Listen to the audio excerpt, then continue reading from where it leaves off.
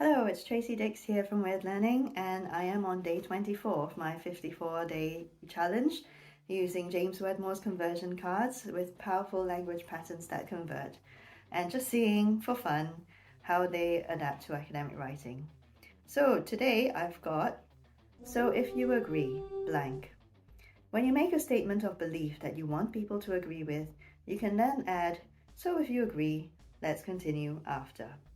By doing this, the viewer or reader must subconsciously agree with your above statement so they can remain congruent. Formula: statement of belief. So if you agree, let's continue. Example in action. So if you agree that the vision is the most important thing you need in order to build the successful business you want, then let's move on. So because in academic writing, your purpose is not to convince your marker of a particular course of action, but in the strength of an argument, the way you would use this is kind of different.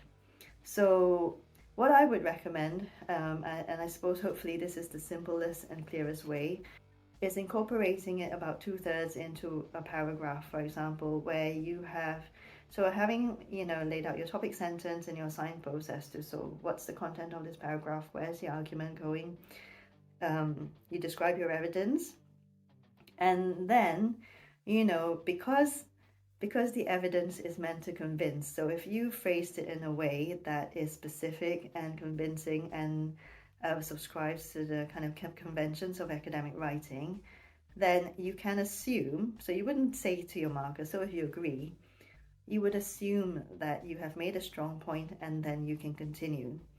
And by continuing, you then kind of go into the evaluation of that evidence, so addressing the strengths and limitations, so that if there was any doubts, as to, oh, well, I'm not convinced of this point or whatever, then you get to address it straight away. So whoever's marking your essay isn't left in doubt for very long at all before being reassured that yes, you have kind of spotted, to what extent a certain argument or evidence in a study aligns with the scope of what you're saying, and spotting where it doesn't, and kind of fine-tuning that argument a little bit.